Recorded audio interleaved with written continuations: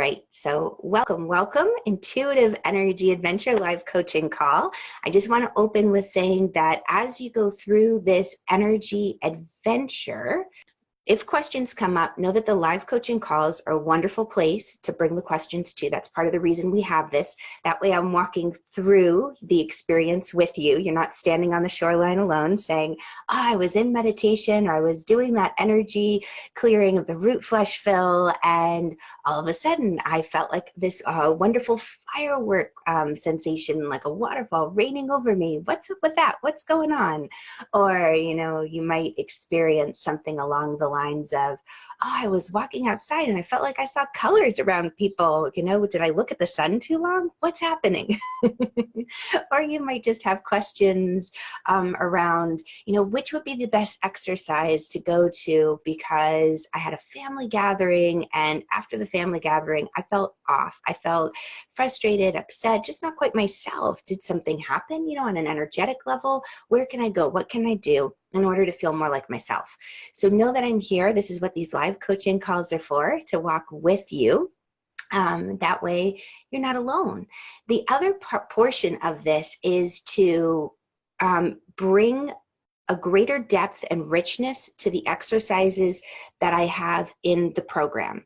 So the way the program's set up, and last time we met, we kind of went over it, like the 4 pillars of getting to know who you are, being able to clear your energetic space of any unwanted energies, and connecting to your angels and guide, and learning how to use different energetic tools.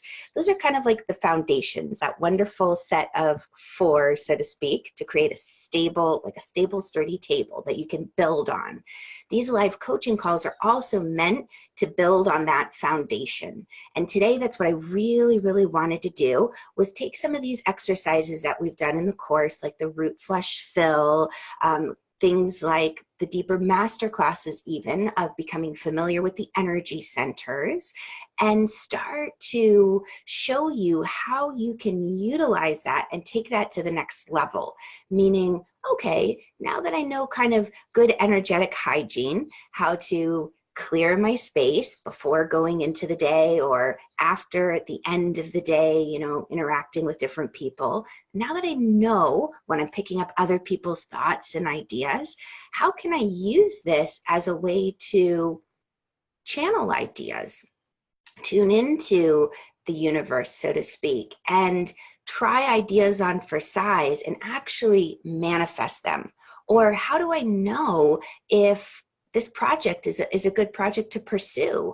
I have some wonderful, wonderful practices, and I just brought one of my one-on-one clients through this.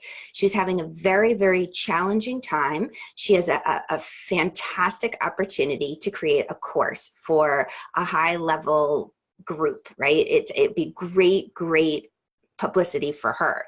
But there's a lot of, stuff in the back end that she's not so quite sure of. A big contract she has to sign, compensation, and she got her lawyer involved because it's all legalese, and she's like, I can't read this contract, and she couldn't figure out, was it the contract that was upsetting her or the compensation? It's a nonprofit that's hiring her, so she knows they don't have a ton of money, and really she loves this group. She loves what they represent. She wants to foster goodwill, and she wants to really create this program that's going to help other people. But at the same time, something feels off, and she just didn't know. And she was getting ready to hop on a call with them. So we got on a call and we brought through this new project, this idea that she's so excited about.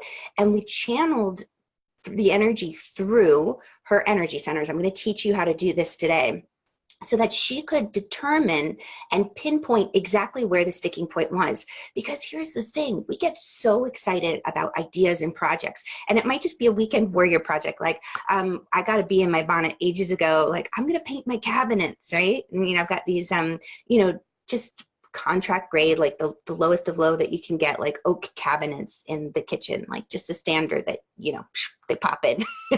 I want to make it pretty, they don't even have knobs. And it's like, I've got this big project in mind. started, I started putting all of these things together and collecting them, and then the project fell through. And it was funny because I was just looking at the paint chip that had fallen onto my utility room floor yesterday, thinking, I remember that project. Why didn't that happen again? It's like, oh, now I know. So sometimes we have projects and ideas and we're so excited about, but they just never manifest.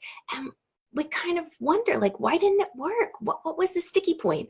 So like my client, just this week, as I brought her through it, what she realized going through this exercise, and I'm going to share with you, is that, you know what? She really was okay with the contract. There were some things in there that, felt a little, and she figured out, this is what I want to negotiate. This is what feels good. But for the most part, the contract, I'm actually okay with that. I didn't realize that, but I am.